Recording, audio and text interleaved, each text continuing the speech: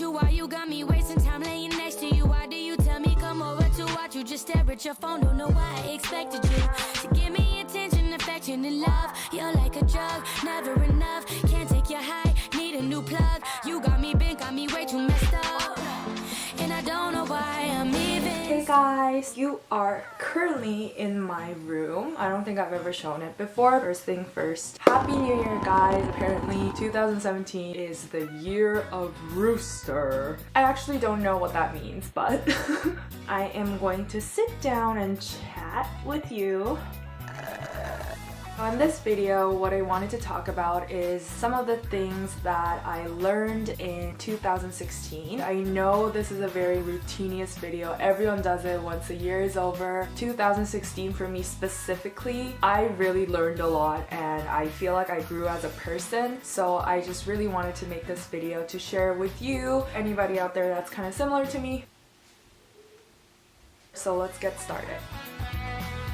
Number one lesson is reaching out and communicating. I'm sure all of you guys know who Jen Im from Close Encounters is, and she actually recommended a book called How to Win Friends and Influence People in the Digital Age. I think this book is basically what I'm trying to talk about in this first point. I don't think I'm a person that gets motivated easily by the negative things that happen to me, but this year when I got into arguments and just really uncomfortable, nasty situations where I just felt like I wasn't being appreciated, work-wise, friend-wise. When shitty things happen, it's either you stop living life or you have to find another way to live.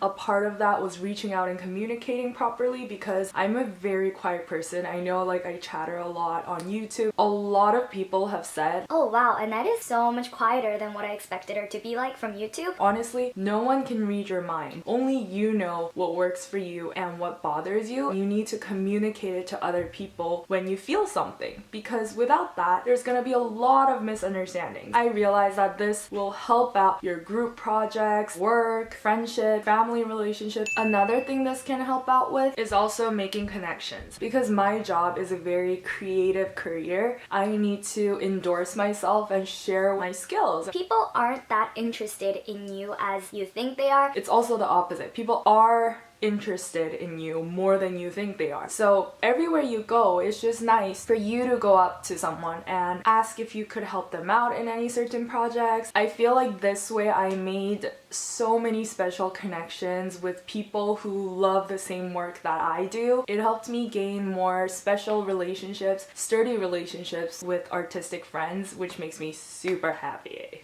Number two, I won't name who just in case her brother is like, oh, I don't want anyone talking about me. She just like Snapchatted me this picture of his desk where he has all his gaming gadgets, headphone sets, speakers, 2 PC setup, all these like expensive technical gear. I just thought to myself, if someone can do that for a hobby, I should seriously start splurging on things that I want for my creative work. I should take my hobby serious. That's what led me to get my MIDI keyboard, and honestly, like I didn't even know what I was doing, but I just got it and I'm working on a track right now. I showed some of my friends, they really like it, but I'm just working to make it sound the best as I could. I'm working on 2 songs right now, so they might be out sometime this month or the next.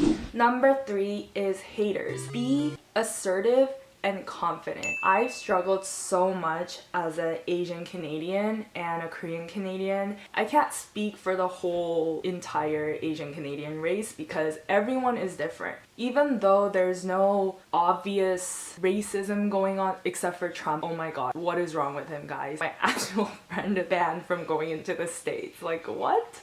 Just because of his background, like that makes no sense. Anyways, except for the Trump land where they are clearly obviously racist. Actually in Canada too, there was that whole thing in Quebec. I'll put a news link below so you guys can read more in depth about it, and sometimes it's not that obvious, sometimes it is. I've just really felt insecure. I kept comparing myself to other people and kept feeling like I have to look like the majority of the people, which is just stupid. Because of that, I started speaking less. When I have ideas, I shut up about it. It ties into the whole first point where I wasn't talking or communicating. And honestly, when I started reaching out to people, this kind of perception changed, and I realized that half of it is my fault because I'm just assuming things. Another half of it is the fact that there will be people that judge you, kind of think of me as second priority when working. I've spent a really long time feeling like it's my fault, and it's my fault that I'm not good enough. It's my fault that I'm not as talented as these people. That's why they look at me this way. But unfortunately, discrimination exists, and sometimes it's not your fault. I just want to tell you guys that if any of you are feeling that way, it's just the way things are, and it's just the way society is sometimes. And you can't let that get to you. You can't keep blaming yourself for that. It's honestly really hard for me still at times. I can be positive, but there's only a limit. But literally, I wake up every day telling myself that I will get across what I need to get across. I will not let anyone scare me, and I'll live my full potential without being afraid if others like me or not. You need to learn how to love yourself, and that doesn't mean Thinking you're better than everyone else and like stepping on other people just because you love yourself. that's not loving yourself. Loving yourself is being comfortable in yourself and understanding that other people are just as special as you, and you are just as special as them too. So if people don't like you, them. And just be assertive. People that already hate you and don't care about what you have to say will not like you any better just because you're nice to them. Just tell them straight up, I don't deserve this, you need to apologize. At first they'll be like butthurt, but later they'll think about their action, because no human is super bad or super good. They only know what's right from wrong from their experience. And chances are you'll get so much a better relationship later from doing that, because you're not doing this whole passive-aggressive pushover thing where they think you say yes to everything they demand and they can push you over. Don't let anyone think that. I've just really noticed that some of my friends, they're like the nicest people ever. It pays off when they're working too, and it helps them come out with the best project they can come out with. In the book, it actually said the same thing, that your character.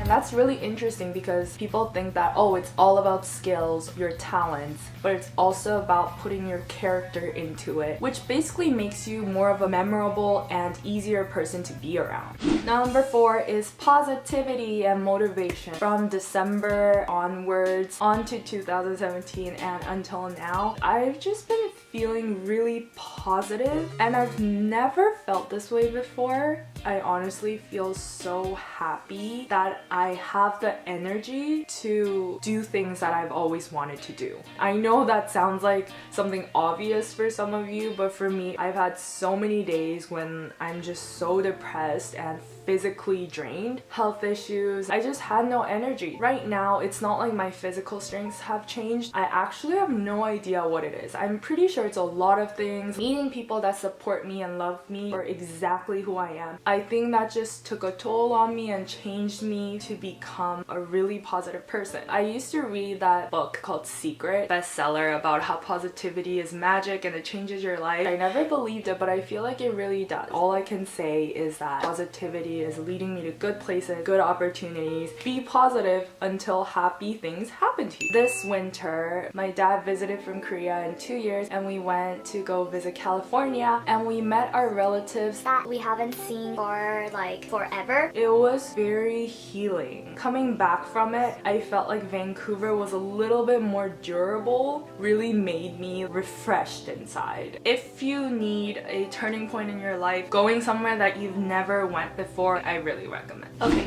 so guys, let me know if you have any other video requests or questions. Leave them in the comment section below, or you can also keep it private by DMing me on my Instagram. See you guys next week. Bye!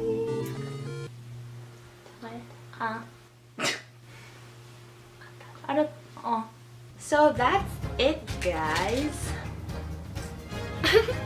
French fries are my favorite food, in case you didn't know already. I'm actually wearing a French fry earring. French fry earring. And then the other side is a hamburger. And a hamburger on my wrist as well.